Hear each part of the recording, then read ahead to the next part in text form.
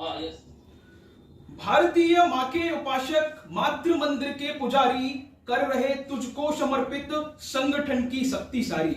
ऐसे संगठन की शक्ति को, राष्ट्रीय की भारत माँ को समर्पित करने वाले उस भारत माँ की वीर सपूता ने कई क्रांतिकारियों को जन्म दिया। उनमें से एक क्रांतिकारी का नाम आता है, वह सुभाष चंद्र बोस, जिसका नाम खुद में सुभाष है, जिसकी भाषा राष्ट्र के प्रति समर्पित है। ऐसे सुभाष को मैं नमन करता हूं।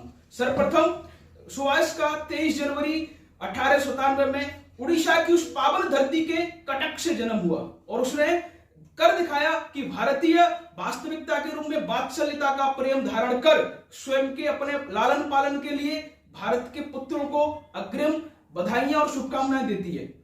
भारत जो सुभाष चंद्र बोस हैं, सुभाष चंद्र बोस शुरू से ही एक अन्य प्रकार की चीजों के अंतर्गत राष्ट्रीयता की से ओतप्रोत भावनाओं के साथ प्रफुल्लित और विकसित हुए।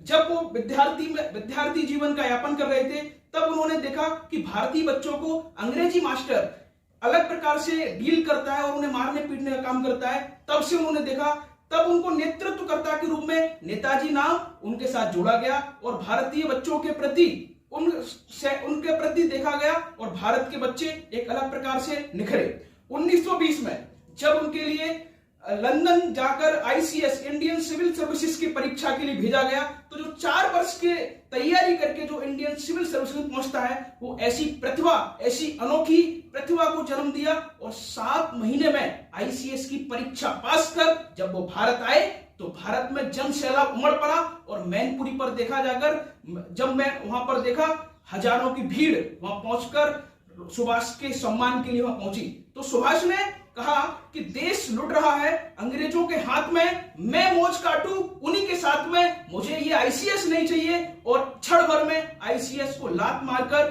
खुद को राष्ट्र सेवा के लिए भारत मां के एक सपूत के रूप में आगे बढ़कर काम किया। और आईसीएस छोटी सी नौकरी के चक्कर में मैं अपने देश को नहीं बिगाड़ूंगा, मैं देश के प्रति आगे बढ़ूंगा। और समर्पित होकर उन्होंने इस देश को बड़े स्तर पर देखने के लिए 1939 में वो हिटलर से मिलने के लिए जर्मनी गए। तो जर्मनी जाकर उनकी प्रतिभा दिखती है। एक व्यक्ति आता है और कहता है मैं हिटलर हूं, आप बताइए किस लिए मिलने आए।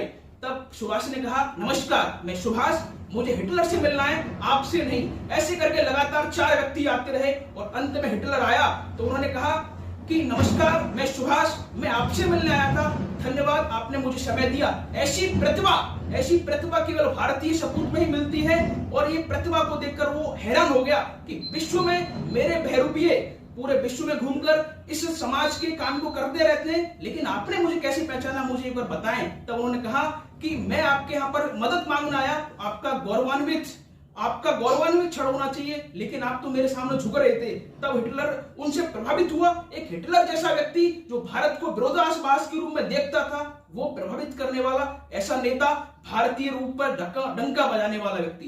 तब उन्होंने इस प्रतिभा को देखकर 1942 में 4000 युद्धबंदियों को छोड़ दिया और 4000 युद्धबंदियों के आधार पर उन्होंने 1942 में आजाद हिंद फौज का गठन कर इस राष्ट्रीयता की ओर बर्मा में जाकर राष्ट्र के लिए त्रिपुरा मेघालय की तरफ से कूच किया और अंग्रेजों को खदेड़ दिया। तब मैं कहता हूं कि घोर अंधकार है, उजास मांगता है देश।